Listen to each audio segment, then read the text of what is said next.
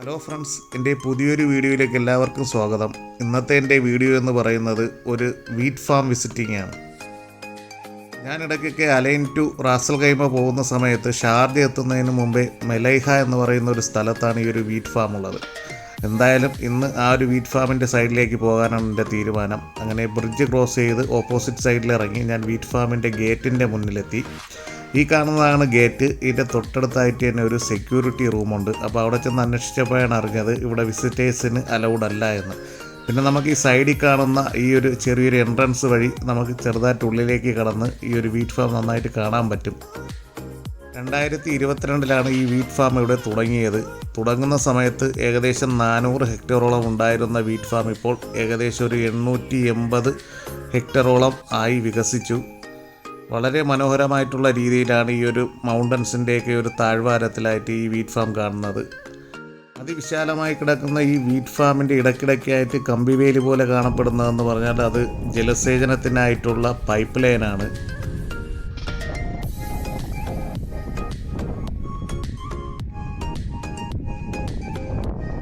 കണ്ണത്ത ദൂരത്തോളം പരന്നു കിടക്കുന്ന ഈ ഒരു വീറ്റ് ഫാം എന്ന് പറഞ്ഞാൽ നമുക്ക് നമ്മുടെ സ്വന്തം നാട്ടിൽ പോലും കാണാൻ പറ്റാത്ത ഒരു അപൂർവ കാഴ്ചയാണ്.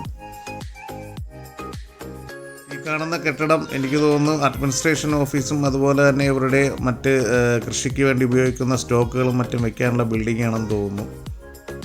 ഈ കാണുന്ന കെട്ടിടത്തിൻ്റെ ഇരുവശങ്ങളിലും ഹെക്ടറുകളോളം കൃഷി ചെയ്തിരിക്കുന്ന ഗോതമ്പ് പാടം കാണാൻ വളരെ നല്ലൊരു വൈബാണ്. ശരിക്കും ഞാനിവിടെ വിസിറ്റ് ചെയ്യാൻ വന്നത് നല്ല തണുപ്പുള്ള കാലാവസ്ഥ ആയതിനാൽ നല്ലൊരു വൈബ് കിട്ടുന്നൊരു സമയം തന്നെയാണ്. വളരെ നല്ല മനോഹരമായിട്ടുള്ള കാഴ്ചയാണ്. റാസൽ ഖൈമിൽ നിന്നും അലൈനിലോട്ട് വരുന്ന ആ ഒരു ഡയറക്ഷനിൽ തന്നെയാണ്, ഹൈവേയുടെ തൊട്ട് സൈഡിലായിട്ട് തന്നെയാണ് ഈ ഒരു വീറ്റ് ഫാമിൻ്റെ എൻട്രൻസ്. ഈ കാണുന്ന എൻട്രൻസിൻ്റെ ഇരുവശങ്ങളിലും ഹെക്ടറുകളോളം ഗോതമ്പ് പാടമാണ്. ഇതിൻ്റെ അങ്ങ് ലാസ്റ്റായിട്ട് തന്നെ കുറേ ലൈഫ് സ്റ്റോക്ക് ഏരിയയും ഉണ്ട്.